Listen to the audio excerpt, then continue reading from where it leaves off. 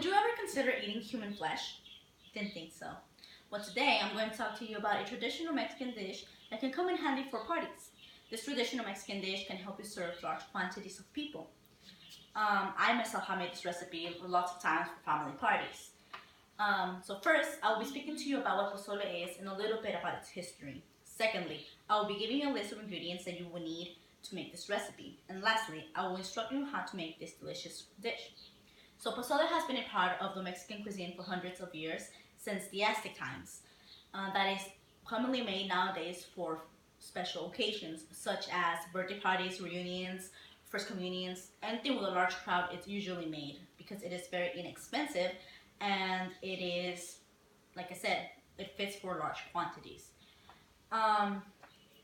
Pozole is a stew or soup made of hominy, and hominy is dried corn kernels that go through the process called nixtamalization.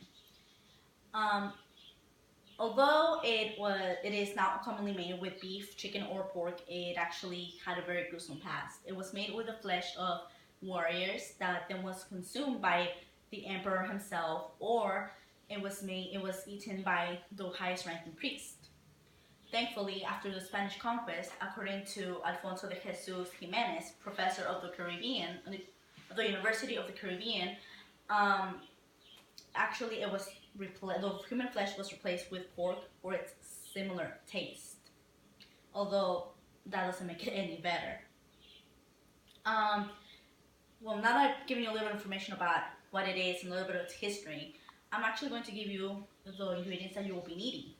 You are going to need a bag of guajillo chile pods, which in this one are 7.5 pounds, but that's a lot.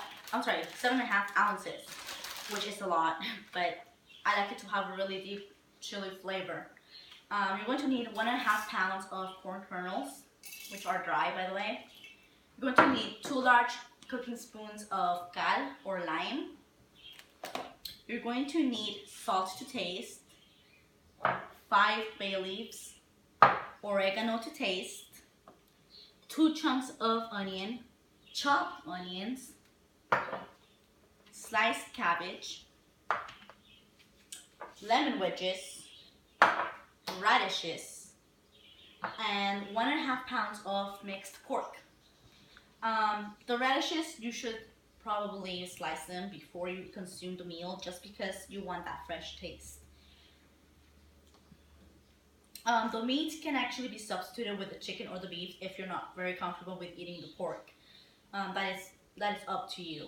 Now, if you want to have a lot more, you're gonna have to adjust the quantities, just because this is just for about 5 to 6 people. You're also gonna need a large pot like this one. I'm not sure how many quarts it is, but it's pretty big. Now you're gonna need lots of water to be able to cover this. Now that I've given you the list of the ingredients that you need, I'm actually going to walk you through the process of making it. So first, what you're going to do is you're going to start the process of nixtamalization, which, according to Sophie Coe, food historian, it actually helps improve the flavor of the corn, and it actually it helps you digest it better. So you're going to grab your corn, your dried corn kernels, you're going to pour them into the pot, then you're going to put water enough to cover it, and you're going to add the 2 large spoons of cal.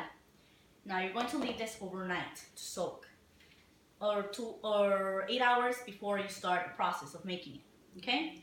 Now that you've done that, the next day when you come back, you will notice that there's a white foaming film on the top, and that's perfectly fine. It hasn't gone bad. So you're going to put it in the stove, and you're going to put it on medium-high heat and let it boil for about 45 minutes to an hour. When that is done, leave it alone for it to cool down. Once it's cooled down, you want to work on it with a strainer. You're going to strain it and put it under cold water, running cold water, and you're going to start cleaning the corn. So you're going to do this. You're going to grab it by handfuls and start doing this, which is rubbing it, and it's going to help get the hull off. You're going to keep doing this for a while until the water comes out clean. You will notice eventually that it'll start becoming white. The reason is when you boil it the first time, it's going to get a really deep yellow color. So then it's going to look something like this. I don't know if you can tell, but it's pretty white and it's softer. Not too soft, but soft enough to cook again. Now that you've done that, you're going to put water in your pot and you're going to put the corn. Okay, you're gonna boil it. You're gonna let it boil for about an hour, and then you're gonna add the meat. When the meat is starting to be almost tender, then you're going to add the bay leaves, the oregano, and you are going to add salt to taste. You're gonna let it boil. When it's ready, you're going to grab the chili pot, which by then should have been soaking since the beginning of when you started doing the corn. You're going to blend it with 1 chunk of onion, two garlic cloves, and salt to your taste. Then you're going to pour the mixture into the almost ready pozole, and you're going to let it boil for about 10-15 minutes, just so that the chili can cook thoroughly. When this is done, you will need to let it cool a little bit down because it's going to be pretty hot and it's ready to consume, right? Okay, so you're going to serve yourself. It's like this, and this is when the other ingredients come in. Now, some people don't like it that they have onion or things like that. That's why you can't put it in the pot all at once. So you're going to put whatever you want in it. My preference is putting the sliced radishes, lemon, the cabbage, and the onion. Then a little bit extra salt, and for me, it's good to go. Now, a tip. The corn, when you've already finished cleaning it, some people like to take off the top head, but it's very time consuming.